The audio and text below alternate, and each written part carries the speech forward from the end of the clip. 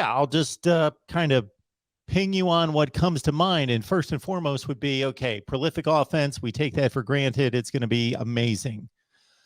Maybe at times last year got a little pass happy. Maybe there are not necessarily questions about the offensive line and the talent, but maybe it's not top end, and maybe there are some depth concerns, maybe not necessarily issues, but potential concerns. Um, when you weigh all that out in regards to the running game, uh, can it be the force that it needs to be to balance out the offense? Well, I think the one thing you have to decide first is, do you want it to be balanced? And Ryan Day talks about balance all the time, but they were very successful offensively, as you mentioned last year, without being a balanced offense. They ran the ball well. They were struggling at times in short yarded situations. I blame some of that on the fact that they played four guys who are naturally tackles on the offensive line, so you didn't really have those interior offensive linemen other than Luke Whippler at center.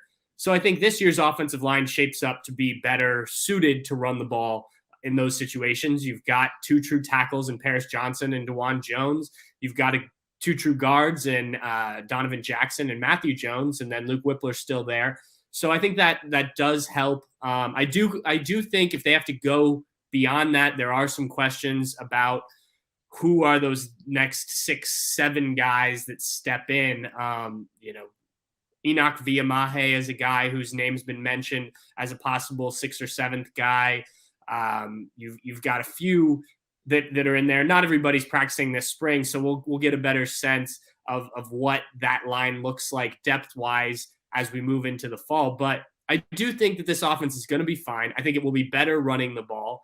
Obviously, you take out Chris Olave, Garrett Wilson, but you bring in guys like Marvin Harrison Jr., Emeka Egbuka, Julian Fleming. I mean, it's a luxury here. So you assume the passing game will pick up where it left off. Let's remember, too, C.J. Stroud, second year as a starter, and all we've heard is good things about what he's done this offseason. So I don't necessarily have a concern about the run game. TreVeyon Henderson, we've gotten this far, and I haven't mentioned him yet.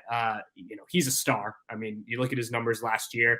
We've also got Mine Williams, and Evan Pryor's a guy who seems to be working his way into a bigger role in his second year in the program. He's a guy who can do a lot of catching out of the backfield, although TreVeyon Henderson can do that too, and you're not going to take him off the field just to put Evan Pryor in to catch the ball. But I do think that gives you a little depth at the position.